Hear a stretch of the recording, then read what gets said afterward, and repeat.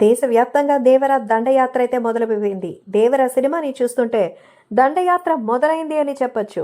So తెలుగులో అయితే దేవర cinema black buster అయితే నిజమని అందరికీ సైతం బాగా అర్థమయ్యేలా చేస్తోంది. సో దేవర సినిమాని థియేటర్లో చూసినటువంటి ప్రేక్షకులు పిచ్చగా ఎంజాయ్ చేస్తున్నారు. సో దేవర సినిమా వేరే లెవెల్ అని, వేరే లెవెల్ అంటే అసలు మామూలుగా కుదంటూ చెప్తున్నారు. సో దేవర సినిమాని ఒకసారి చూసినటువంటి ఆడియన్స్ మళ్ళీ మళ్ళీ చూపించేలా అనిపిస్తోంది. సో ఇప్పటికే బాక్స్ ఆఫీస్ దగ్గర దేవర సినిమా మంచి రిజల్ట్తో అయితే దూసుకెళ్లిన నేపథ్యంలో నందమూరి బాలకృష్ణ అయితే పిచ్చగా అయితే ఉందంటూ ఇప్పటికే కామెంట్ చేశారు. సో రాయలసీమ మాస్ రికార్డు ప్రకారం అసలు నిజంగా సూపర్ అంటూ రెస్పాన్స్ వస్తున్న నేపథ్యంలో పాన్ ఇండియా మూవీగా దేవర ఫస్ట్ డే కలెక్షన్స్ పరంగా దుమ్ముదుమారని రేపింది. ఆల్ టైమ్ రికార్డ్తో RRR మూవీస్ని సైతం మరి సొంతం చేసుకున్నటువంటి రికార్డ్ని ఇది బీట్ చేసిందనే చెప్పొచ్చు.